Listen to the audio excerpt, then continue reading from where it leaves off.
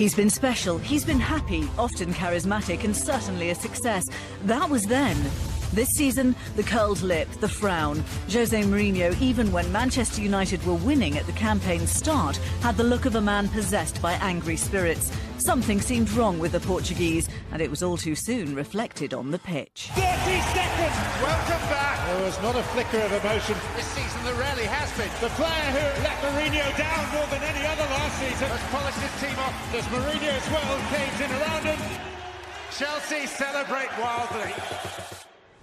A nadir without doubt, defeat by his former club with all that history. But since replanning, re-strategising and a corner turned, United 8 Premier League games unbeaten. And in the last weeks, the manager who seems incapable of staying in the shadows began again to shine.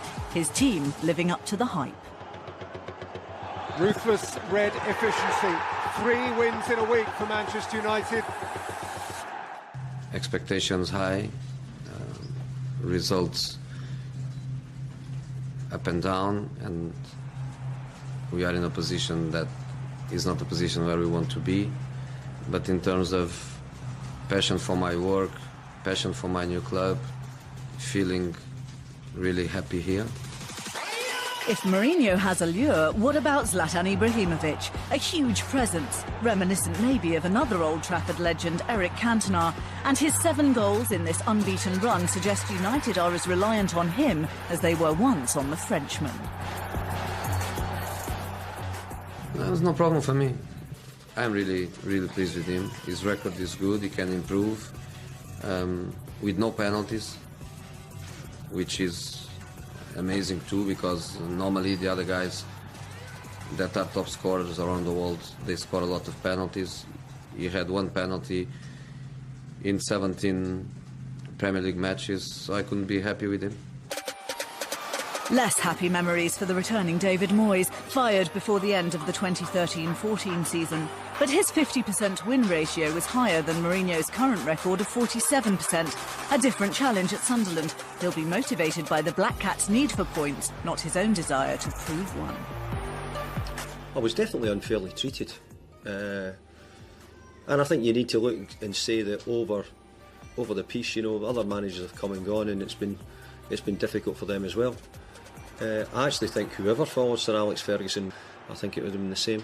I've been in football a long time, and the way I've found it is that you move on and get on with your next job, and I'm getting on with my job here at Sunderland. The Black Cats remain in the bottom 3, but they've won 4 of their last 7 matches. If they can maintain that form, they'll be fine.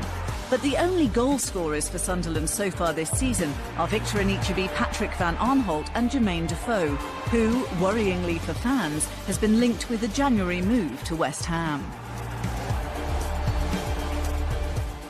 Jermaine Defoe is very valuable to us because of the goals he scores. It would give us our best chance of being a Premier League team, having Jermaine Defoe in his goals. So I would be very surprised if there was any way we'd do any business. Here's a seasonal stat to unwrap. United have more Premier League victories on Boxing Day than any other side. And another thing to make this gladiatorial gift appealing to home fans, Sunderland have won just once at Old Trafford since 1968.